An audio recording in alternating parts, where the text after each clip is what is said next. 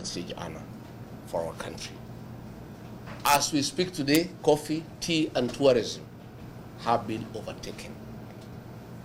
The highest foreign exchange earner for our country, Kenya, are remittances from the diaspora.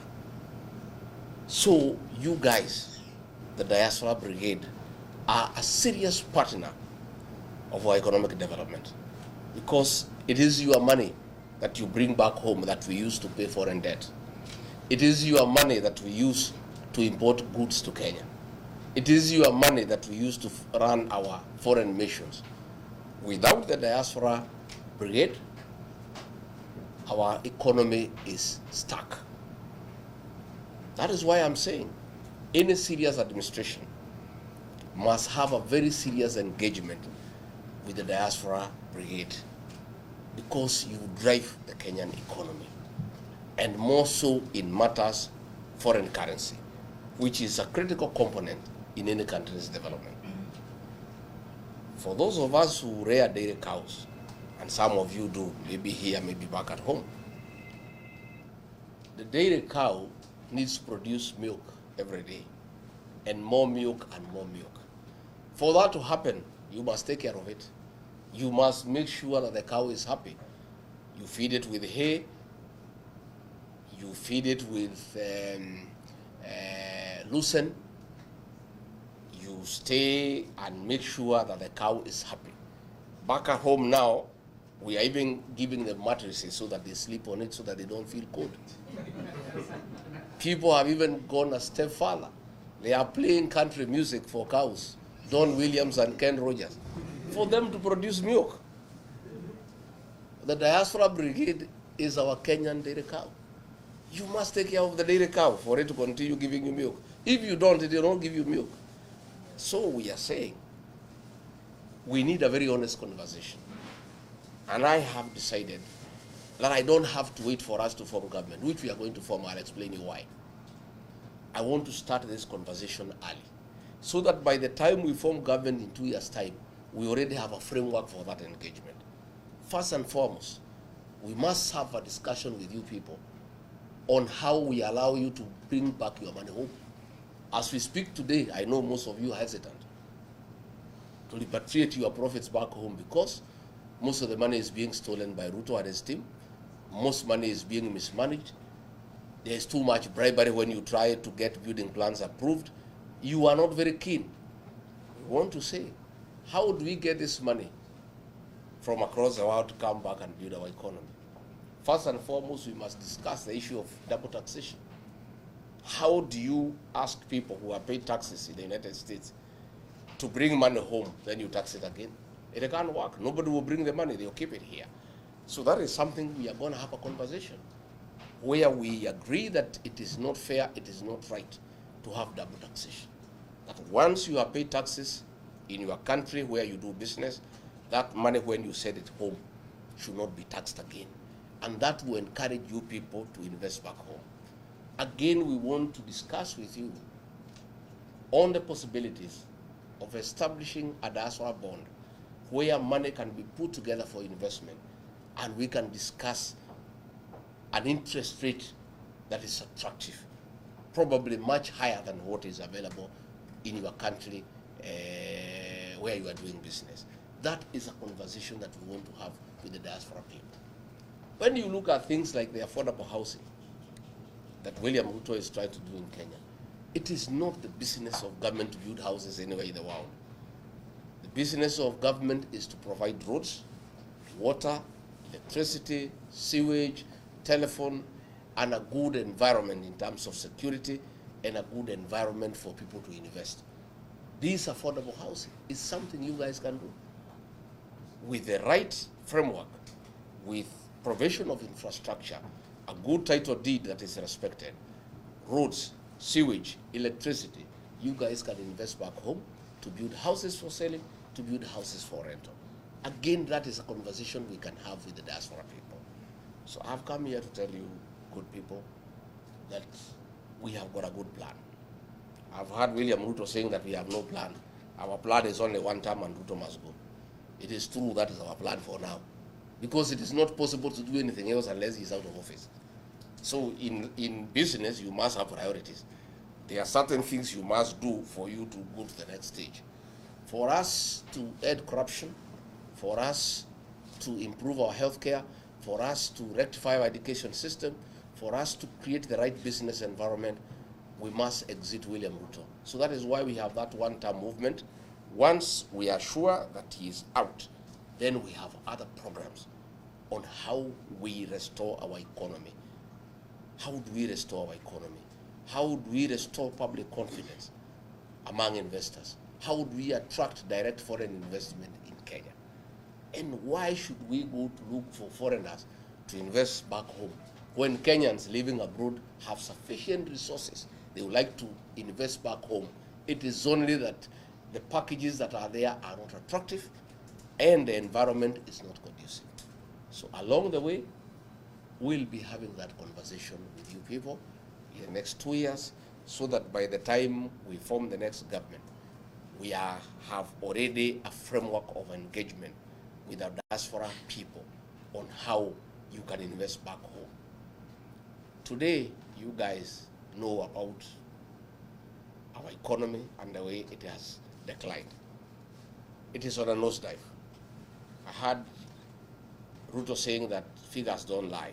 Oh, we have a 9.4% economic growth. Oh, since I came, inflation has come down, I don't know, from 8% to 3%. Those are all figures. If you want to know whether the economy is doing well or not in Kenya, ask the diaspora people. They will tell you, because they are the ones who support families back home.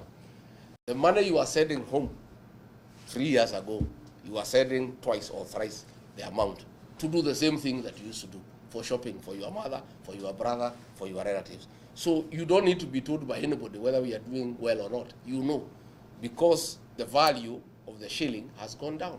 What you used to spend 20,000 to go to the supermarket and do shopping for your parents back home, 20,000 used to be a full trolley. Today, 20,000, you can't do half a trolley. You just do a few bags and 20,000 is gone. So things are not working, things are not good. I've heard them shouting at me that I'm talking bad about my country abroad. I am not. I'm just talking about poor leadership. Kenya is a beautiful country, hard-working people, good people, but we have poor leadership that we need to fix for things to work. And we must also be honest people. I cannot come here and cheat you that we are doing well. I'll be a liar. I tell you, oh, things are very good, because you know differently, because you are doing things back at home. So mine is to tell you that we want to have an engagement with you going forward, and I want to assure you that there are good investment opportunities back home.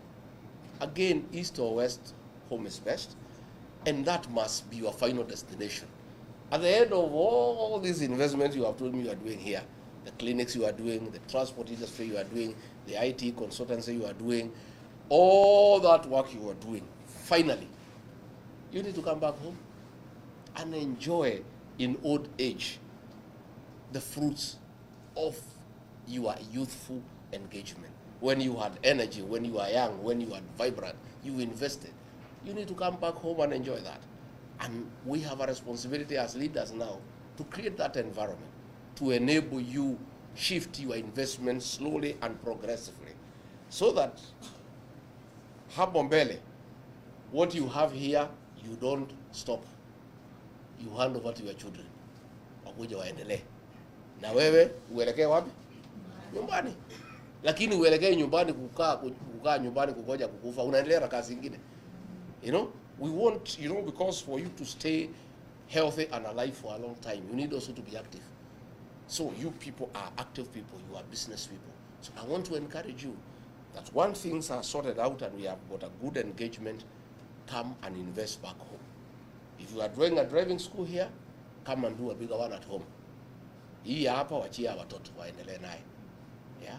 So that wewe usimalizwe na baridi hapa, kuja nyumbani. It's much easier for you as you age, as you stay much more. So that is why I've come, and I'll be doing that, I think, in about 5 states, and I'll be back again and again and again. And above all, I also want to tell you that our community is under siege at home. And When you destroy this community, you destroy Kenya. We are the drivers of the Kenyan economy. Since William Ruto declared war on the mountain, the economy is almost collapsing because people have stopped paying taxes, people have stopped investing, they are waiting for a new government. The way you are holding your money here, that is what people are doing in Kenya. Even ourselves, we do biashara kidogo kidogo, tumeshika kidogo tungoje mambo ibadilike. This is a community that is responsible for the growth of the Kenyan economy. And that is why you are successful here, because that's the way we were born. We are very aggressive people. We are very enterprising. We are very outgoing. And that is why we are in every town in Kenya. That is why here I have done some check. 80% of the diaspora brigade in the United States are people from the mountain. Because that is who we are. We are very aggressive people. We are very organized people. We are very hardworking. We are very focused.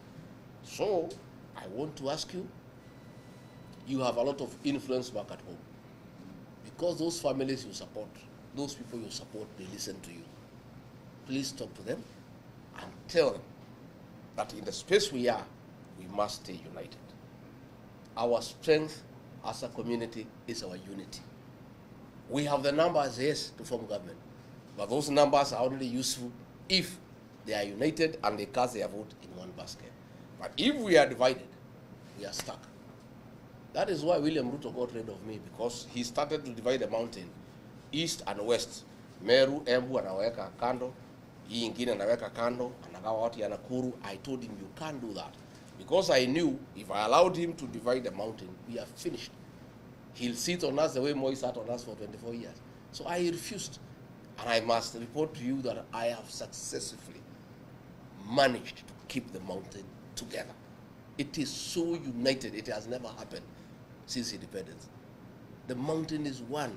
The Merus, the Embus, the Tharakas, the Mberes, the Kikuyu, we are talking one language. And we are all staying together and working together. I must say I was very happy when I came to Seattle. And when I went to Ngemi, I was a happy man. I found the Gen Zs, our children, dancing our songs, singing our songs, proud of our songs, proud of our heritage, happy to see their leaders united as a people.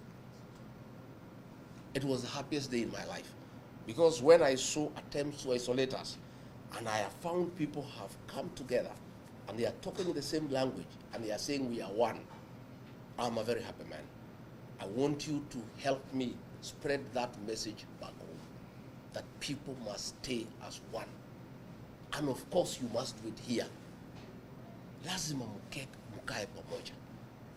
Buffaloes don't move in a herd because they love each other. Buffaloes walk together because of the danger of walking alone. When you are in foreign land, your safety as a people is being united. So I'm very happy when I meet you here as members of community, and Penny here, when we had challenges, you would come here as a people and be together, congregate together, discuss your issues, support each other. That is the way to go. And I want to tell you, I have gone a step further when I realized that Ruto wanted to repeat what happened in 2007. He wanted to unite 40 versus 1, like it happened in 2007. When I realized that, I moved very fast. I consolidated the mountain behind me to speak as one, and then I started looking for friends. And that's where the cousin movement came from. The cousin movement has spread like bushfire. Yeah? Everybody now is a cousin. Isn't it? And these guys who wanted to isolate us have gone mad, wondering this cousin thing imetoka wapi. Hi Kuzo, hi Kuzo, hi cousin, hi cousin. We good. I'm telling you, the Kikuyu nation has been embraced by everybody. I went to Ukambani. They were happy to see their cousin. I went to the coast with the Mijikenda. Our cousin were here. I went to Luyaland. They could not even let the leaders there speak. They want to see their cousin. Yeah? By the way, I reached to Masaini, we had to agree they are not cousins, they are Washemeji. You know, everybody wants to work with us. One, we have been identified as a decent community. and people who keep their promise.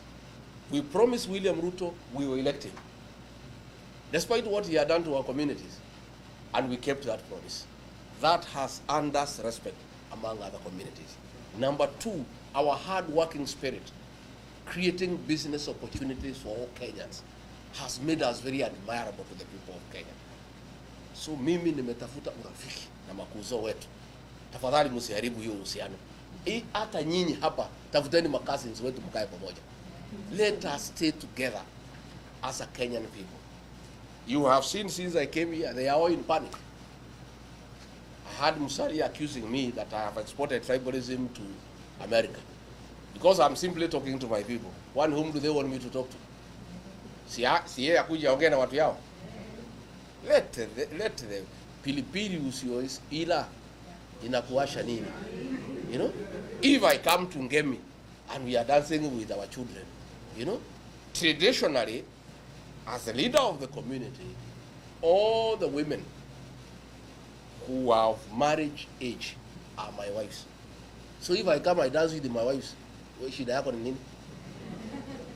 Ni nini inakusumbua? Wewe kwenda tafuta bibi yako ucheze na yeye. Yes. You know, they are so bitter. And they are bitter because they have seen we are united. You know, they thought you people in America don't care. Ati mumeenda huko, mumepotelea huko wazungu, you don't care about your tradition, you don't care about your culture, you have forgotten who you are. Then, when they saw Ngemi, young girls and boys dancing with Musaimo, with Samido, our songs of 1960s. Watoto haku wamezaliwa ndio wanacheza nyimbo ya 1960s na 1970s. They realize this community is one. That is the bitterness. They are in every meeting wananikashifu. Yet the whole of today and yesterday, Musalia pande hiyo, Wetangula pande hiyo, wengine pande hiyo, and of course wasaliti wetu wakina Ichung'wa na Kionjori, wale wanatumiwa na Ruto kumaliza jamii yetu. They are all attacking me that have brought tribalism to America by simply coming to talk to our people and for them realizing that our unity as a community is worldwide. And that is what we must do. Na mimi nakwambia tukiketi pamoja, hakuna mtu atatukalia, hakuna mtu atatuweza, hakuna mtu atachukua biashara zetu. I must tell you, hao watu, they wanted to take over our businesses. Watuue, wachukue biashara zetu. Lakini hakuna mtu atakubali. When we had problems in Sabasaba, I think you must have followed. And they tried to say, no, hii shida iko Kenya, ni Wakikuyu wamelete, ndio wanataka Ruto atoke. Wakenya wengine hawana shida. Hey, people from all communities said, no. If anybody who wants Ruto out is a Kikuyu, I'm also. I was the happiest man that all communities defended us and said that what we are doing is the right thing. So I want to assure you that nobody will isolate us. We are part of the Kenyan nation. We are the drivers of the Kenyan economy, and will prevail and will stay in peace with other Kenyans, and will not allow anybody to come between us and other Kenyans. And I want you to be proud of your origin. I want you to be a proud Mount Kenya person, wherever you are. Never shy away. And when you are among yourselves, msungumuze lugha ya nyumbani. Why do you want to talk the language of the colonials when you are among yourselves? I have no apologies to make to anybody, myself. You know, Ruto would be very unhappy with me when we went with him to the mountain. Anaongea, akiniita, mimi naongea kinyumbani. Watu wanapiga makofi, naongea Kiswahili hapo mwisho. Akiniuliza mimi namwambia mimi si Mchina, mimi si Mzungu. Tulikuwa Murang'a. Hii watu ya Murang'a, you want me to speak to them Kiswahili, why? And they are my people, we are the same people. I'm there, I'm one of them, they are there. There is no other community in the meeting except yourself. So wewe, sisi watu walikupigia kura, wewe uvumilie. Tuongee mambo yetu. Si ndio? And you'll be very mad. But siku nilikuwa namuombea kura, he didn't have a problem. Nilikuwa nikiongea hiyo Kikuyu nikimtafutia kura, anacheka mpaka inaonekana hii jino. Sasa ile amepata, he has a problem. Duka anashonoke. Wetu Mugikuyu, gutire mundu waikirie marwa maitu yoro kire gucera mware ni oi aciarwo mugikuyu gutire na tutingimena ndu coka tweke atia twemene no tuko turi irimu itari na kuria iri ati andu marakumena nawe wemene o uria andu acio maratuhura noguo andu aitu maranyitana o uria maranyita mukabira andu aitu maranyitana ta thimiti andu ungirora mutandao muthi makijita mukabira andu maruga itu ria kabira. They are actually helping the integration of our community as one people because they are wondering what is this beef. Yeah? I met the Kisses in Seattle, nobody is complaining. I met the Maasais, nobody is complaining. Nodi kisema nyara wa nyumba ito ne bawaju. Kai twaru mireo. Aro twaru mireo tutigia dana. What is it so wrong when we love one another? When we appreciate one another? Yeah? Ona mathondeke ngemi cia kwao macitoro magucita na gikonyo ngemi mutikana ekujita ona mwako ucio ngiro ucio ngemi no ikubia ndicaragia ngoka. We must come. We must be proud of who we are, and we have no explanation to make to anybody. We have no apology to make to anybody. We are who we are because we are God's creation. Na ithuĩ ti twĩrire Ngai atuciare tũrĩ agĩkũyũ no Ngai na wega wake na ũgĩ wake waugire kũgĩe rũrĩrĩ rwĩtagwo agĩkũyũ. Rĩu marauga atĩ tũrĩ aingĩ America mahĩtia maitũ nĩ marĩkũ na twaingĩha mũndũ wahota kumagana na kũmatha rĩ. Can you be blamed by anybody? Why are they not complaining? Tuko majority Kamete prison waseme tuvuguliwe thutha nyumbani tondũ Kamete nĩ andũ aitũ aingĩ rĩ. Matikiuge gũkũ Kamete gũtirĩ na fairness. This is not fair. Makiuge bana hii ni ukabila. Itakuwaje Kamete imejaa Wakikuyu wafunguliwe waende wapi? Nyumbani. Then we know they are genuine about fairness. So the way we are more in Kamete, the way we are more in the city mortuary, the way we are more in government, the more we are in the US. Because it's natural. It is proportionate, isn't it? It's proportionate to the population. And we are not responsible for our numbers in Kenya. That's God. Na sisi hatuwezi uliza Mungu swali ati kwa nini tusema sisi tukue wengi. That is the way it is. So watuzoe. Na leo koiwa ni arakira akara ya media kanyoi. Leo koiwa ni arakara te munegi guku na mwena mawira ri yake uri agwe. Please you guys, I'm proud of you. I am so proud of you. I'm so happy. I met other business people in Seattle. I'm happy. People have come here and made wealth. You are creators of wealth. You create employment. You impact on other people. Ugunugu Ngai endaga. Ati Ngai akurathima nayo karathima andu angi. Ati mukite guku mukajia mawira, mukona mbeca mukandika andu angi mukamahe irio mugathondeka mĩciĩ yao. Ngai witu amurathime na mwike wega. Amwararamirie mĩhaka. Mũrũrĩma gũkumia. Amugitire kuma kwĩ ndwari. Mĩciĩ yanyu yuraga irathimo ihana mbura njega. Muthie na mbere na gutherema na mugie na riri na muhe nyumba itu ya Gikuyu na mubiriri kuria guothe muri thiini wa thi o kuria guothe mwathie mukaheo gitio ni uria mwirutire ni uria mutaga maundu manyu. Nie ngwenda kumutigira hau ndimwire twi hamwe muno na nie ni ngerete muno guka guku na nie ndirarota kana kanini ona nie maica makwa ndire ndarora ndire thukuru kwa America. Lero haha igira ngari ino ukwenda kuria kinyita kwenda gwithamba thaa cigana. I'm feeling like a small baby. My community has really spoiled me. I'm so proud. The love and the affection my people have shown me. You know, I feel like I could stay here forever. It's only that niko na kibarua nyumbani. Na hii watu najua siwezi wawacha sana. Lazima nikae hapa 4-5 weeks nirudi. Nisukume hii jamaa mpaka mwisho. I have to do it for the sake of our country and for the sake of this community. Toda tupangeire maundu mega. If we don't stop him, he will destroy this community. The final one is that you must help me mukiongea nyumbani. Are the traitors of our community. Andu aria marakunyanira nyumba itu. Andu aria maratwendia kwĩ Ruto anine rũrĩrĩ. Mwahũra thimũ mũciĩ mũkera andũ aitu. Andu acio thone mamoe mamekere rũrita kagogo. Na tondũ makwanjia gũthiĩ ũtukũ mekĩrwo mbugi ngingo. Aigue kayo kwa mbugi akamenyeka nĩ arekane. Let me tell you, a few of you here may know. our struggle for independence, it took many years, more than 30 years. Kumari Yahari Dukumajiri in 1922, all the way to 1963.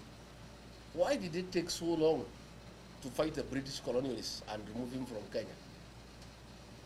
Bare yo yari tuhirio ne gati na tukonia na kunyaniria ruriri to ne omera ga muthugu haria bauma wiri to ne omoe guruga haria ire ne omoe haria mundu angihitha andu acio ne omari tuhirie bara yitu andu aya mena Ruto ne omaratuma nyumba yitu ihurwo okorwo matire nake ona tigeneo magurire ndangĩahotire gũtũingata obici ahũthĩrire andũ aitũ indo icio ro nĩ irathũkire Nairobi ciothe ararutire mbeca iranengerwo Maina Njenga aracaria andũ a Mũngĩki maracina indo cia nyũmba itũ na anake acio maracinire nĩ andũ aitũ aheshimu arĩa marabangire nake nĩ andũ aitũ problem itũ ta community nĩ akunyanĩria rũrĩrĩ onao metereirwo ũguo we want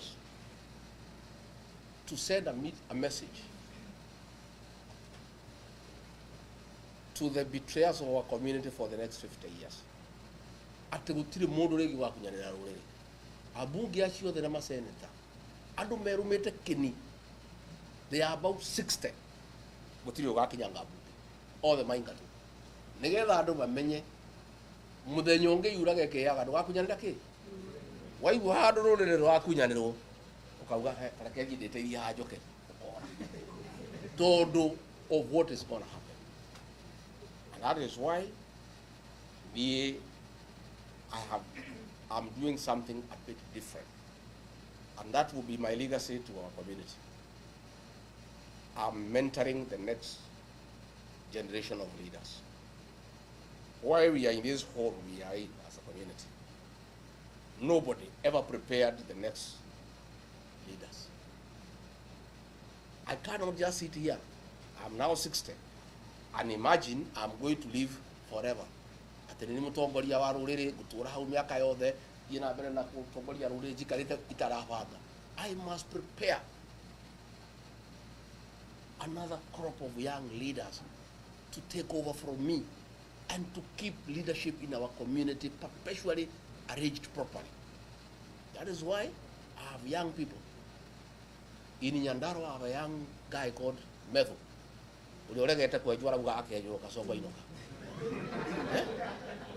In Kiambu I have a fellow called Karungo Wathangwa. In Kirinyaga dina kairetu getagwo Gacheri. Dina mwanake wetagwo Murango. Hau Muranga dina mwanake wetagwo Nyutu no wetagwo Munyoro na Muriu. Haria Ebu dina mwanake wetagwo Mukuji. Hau Nyeri dina mwanake wetagwo Kagushia. Haria Kipipiri dina mwiretu wetagwo Wajikwa Muhia. I am put a team of young people. Adu mena akiri, adu medete adu wao, I am preparing them.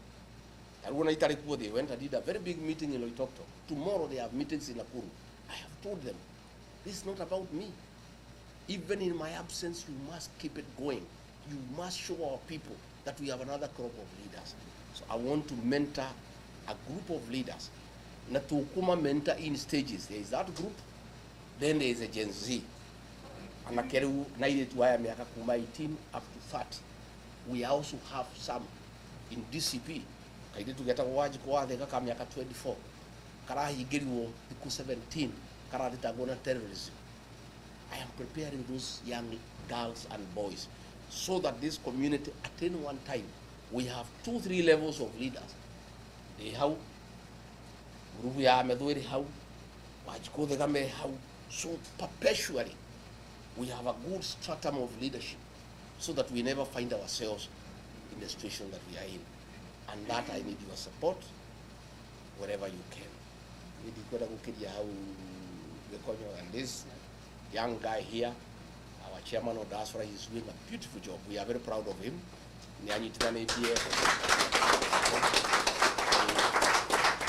I am amazed by the level of organization. I'll be going to Baltimore, I'll be going to California, I'll be going to Texas, and I'll come back. I need to go to Atlanta, Georgia. I need to engage our people. I must come and talk to them and encourage them to remember home. and to always prepare for coming back home and invest back at home. Niye gwenda kumutigana ciugo cia wendani, muikare mwendanite, muikare mukiguanagira tha, be your brother's keeper, always reach out and find out how the other one is doing. God put us together as a people, gave us one language. God would like us to stay together. Na niye gutiri undu ndirenda in my leadership. If I achieve that, to unite our people to speak as one, and then provide a stratum of a succession stratum, so that this community has good leaders at any one time. Unamo digiona muguda guku ngure njuke gukuto digiona kuruta ira mutaga ne ngokenoga muno. Uniona dige wiro ucio wa Kenya dige nyumba itu ne anyitana ina tongoria ega ire tuna na kemara rora ruriri. Uniona njuke njarie guku ikara gutono kuwega. Ni I'll be a happy man. That is all I desire. I want nothing else. Ni gusirikitu ndirenda. You know, I cia kwa ri nene tumaira twakwa. I have food to eat. I want nothing. I just want our community to be one. I want our community to be respected. Nidrasho no kire muno, nidrasho no kire. Pie wa Ruto witagwo Faruku Kibet. Akira muitimia witu witagwo Sabina Chege. Arugame mbere ya andu ati athiuruki uguo mona thutha wake. Ni muronire moyo? Did you see it? Yes. Yeah? Were you embarrassed? I mean, it's the greatest humiliation to a community. Because if you want to humiliate a community, you humiliate their women. Because atimia ne mahua maitu na nikio gikeno gitu na nikio ni mahua maria twirораgira. Koguo ngenda kunyururia ruriri shonora atimia a ruriri. Ati akamwira wewe mama, sui mama ako sawa. Ebu sukuka, ebu muangalie. Sasa huyu mama asimukiwa na yeye kitandani utaamka ukiwa na furaha asubuhi. Have you seen that video? I mean it's one of my most painful moments as a leader of this community. I felt so humiliated and so demeaned. Ati Ruto na andu ake hauru ni homa tukinyetie. Niona digibure mamudo hieta kwa Faruku. Dabure masabi na wachele. When she was being told to go around, she was just giggling and laughing as an object. When they are discussing her sexuality, she's just grinning and laughing like it's a very beautiful thing. The same thing they were doing to us. Wake, age kanya mwita go empowerment. Anakia wake magatwarirwo ngari cia matatu, magatwarirwo nduthi, magatwarirwo power saw, magatwarirwo posho mill, magatwarirwo matangi ma mai. Gwitu ri kidiki akanegerwo mboco no arehere andu aitu mari. Na mboco icio ri itirahe. Reure kore ari ciana cia Ruto makirumia nduthi, makirumia matatu, makirumia posho mill, na kwa gwitu nda cia andu aitu no kuruma ire gate.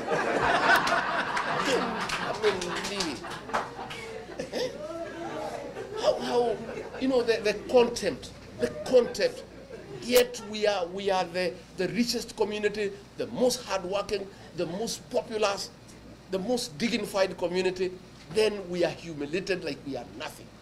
Ati maituguo na we no uhota kumuheirio agatinda raini ni arite ena kondo eterire boco kilo emwe na ne boco itarahea. Call your mothers and tell them never. Nikabararire niguo aikondo kwota kumuheirio ri nikabonoke murego kwa America. Maituguo ati we urathu kuma guku wina biashara. Ati maituguo agatinda hari arite raini eterire kidiki ena na kondo kanini eterire heo boco kilo emwe. Ainuke na boco icio itirahea. You know,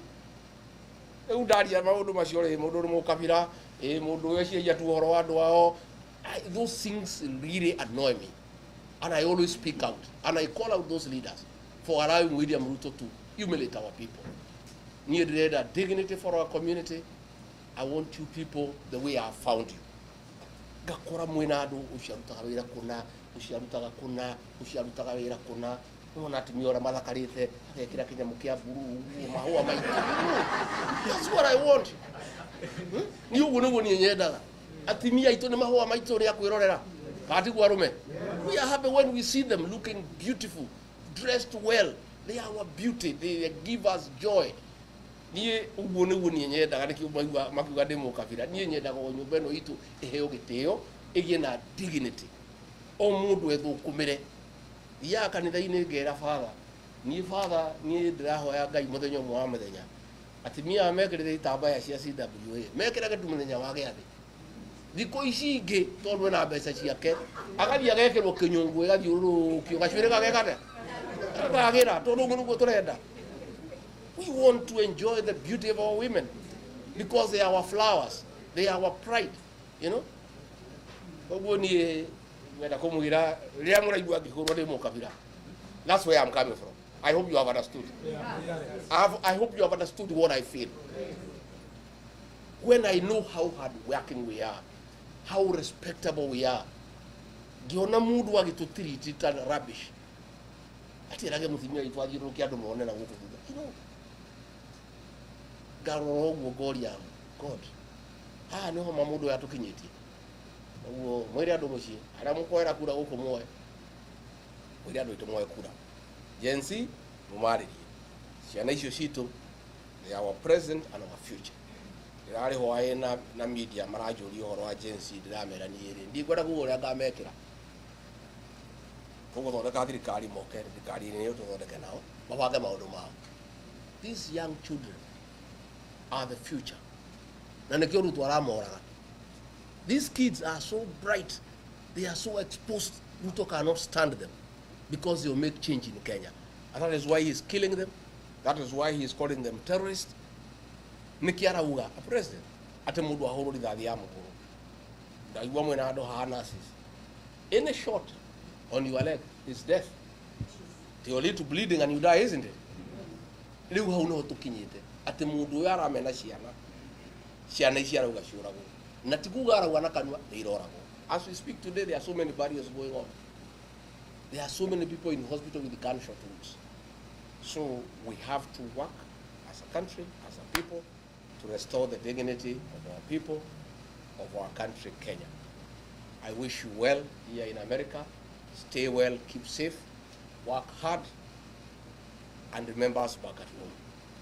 Naketothi mutu aciari acio mutigite muci twaikara tugegambaga titi mwamaikiria kindu always atigana ni nethi kuiga gatagambite titi aikiria so that they keep going. We take care of them and tondu Ngai ni amurathimite murathime andu acio onao makenagire wonjoria wanyu and you are hard working and your successes here in America. I want to thank you.